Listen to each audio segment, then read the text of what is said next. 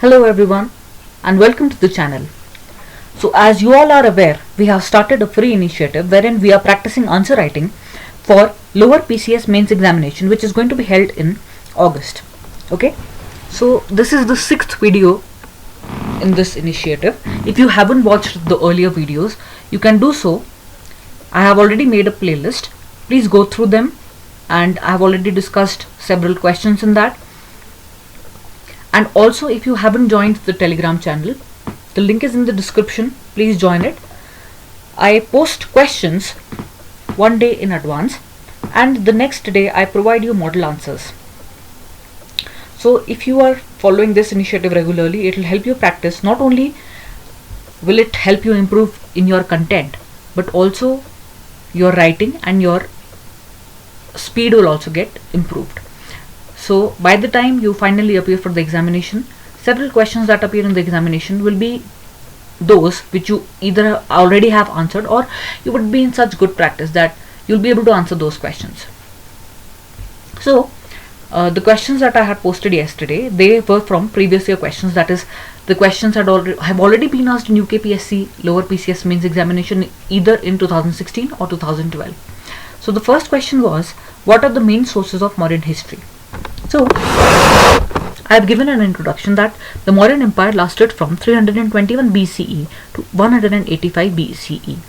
And the main sources of Mauryan history are: number 1, literary evidence, in which we have the Purans, which tell about the Mauryan kings; the Buddhist literature like Jatak stories, Digha Nikaya and Vamsattvaksani, and they talk about the socioeconomic conditions, the influence of Buddhism on polity, and origin of the Mauryas. Apart from this, there is also Jain literature like Parishishta Parvan, and it tells about Chandragupta's connection with Jainism. Please correct this, it is Jainism, not Buddhism, okay? And apart from this, we also have Arthashastra by Kautilya. It tells about the polity and administration of the Mauryan Empire. Next, we have the foreign sources, in which we have Demachos, who was sent from the Syrian court to the court of Bindusar. Then Megasthenes, his account, he came to the court of Chandragupta, and he also wrote Indica. Okay, these sources reveal a lot about administration, personal life, and contemporary social life. Next, we have the art and archaeological remains. For example, the northern black polished ware tells about, which has been found in several locations like Patliputra, Taxashila, etc., and several rocks, caves, pillars, stupas, and vihars. All these sources reveal information about the materials that were used during that time, the craftsmanship, the engineering skills, the sculpture and architecture of that period, that is the Mauryan Empire. Apart from this, we have the epigraphic evidence. So this is the most authentic source, and this gives information that is basically that inscriptions are there either on pillars. For example, the Sarnath pillar is very famous, and we also come to know about Priyadarshi, that is the name of Ashoka. Okay, so this also gives information about the polity, administration, social conditions, social and religious life, Kaling war, Dhamma, etc. So it is an authentic source because it has been inscribed by the rulers themselves. They talk about their own achievements and also how their lives changed. So these are some sources, and apart from this, we also have numismatics, that is the coins. So punch marked coins were there, and this also gives a lot of information about the money economy and monetary systems of that period.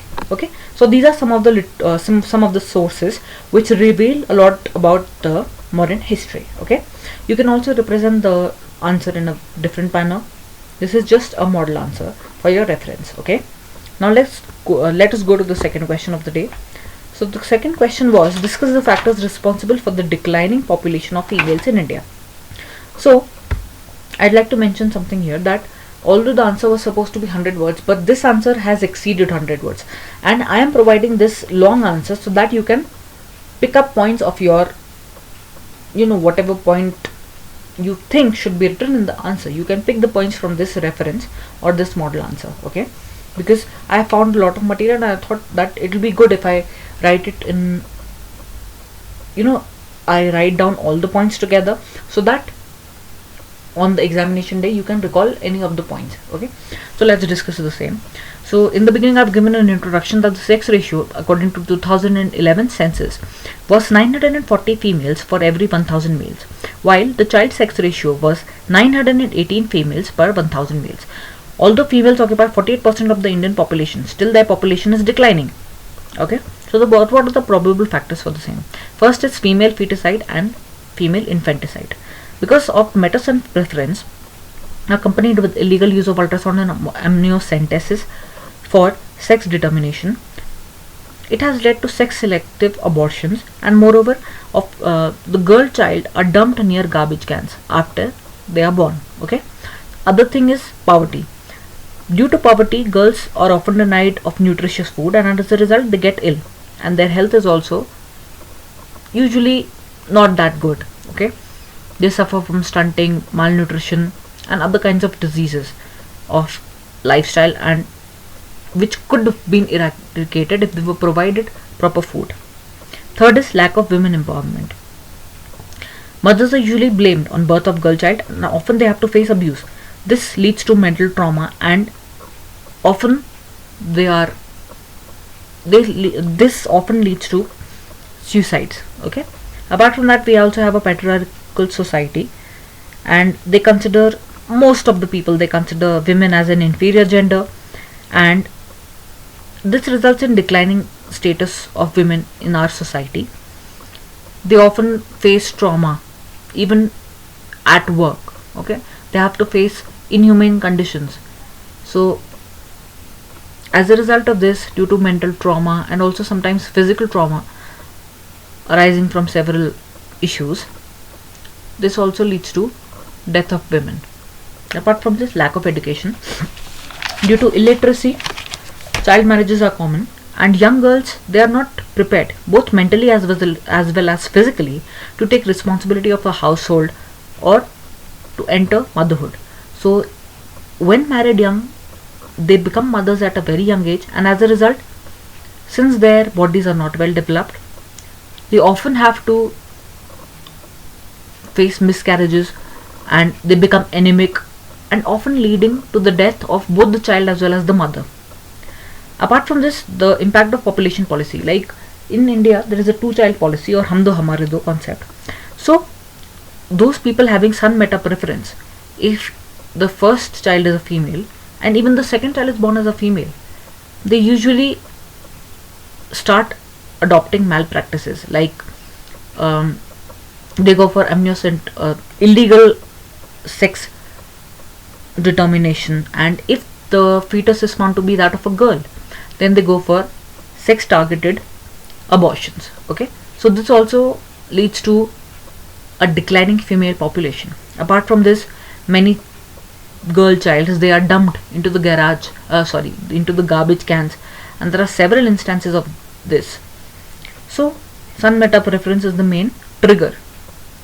Apart from this, lack of timely medical aid. So several people, they live in far off places where the health facilities are not up to date, and even if the health centers are available, the distance is too much. As a result of lack of connectivity, many pregnant women are not able to reach hospitals well within time, and as a result they often die during childbirth. And this also is another cause of high infant mortality, because proper medical aid is not available to the newborns. Apart from this, some other factors like objectification of women, lack of equal opportunities, lack of gender sensitization, these are some other factors which are responsible for the declining population of females in India. And in the conclusion, I have written that the factors are so deep-rooted in our society that tackling these issues will involve a long and multi-pronged strategy involving a change in mindset. Only then can we solve the issue of declining population of females in India. Okay, so these were the two answers that we discussed today. We'll meet with more questions, and please join the Telegram channel so that you get the questions one day in advance and you can write them and get them evaluated for free. Please post your answers on the Telegram group, and we'll meet in the next video. Till then, remember that whatever examination you're preparing for, always remember that you can do it, and hopefully you get your dream job soon. And by this note, I'll end the video here. We'll meet tomorrow. Till then, bye bye and good night.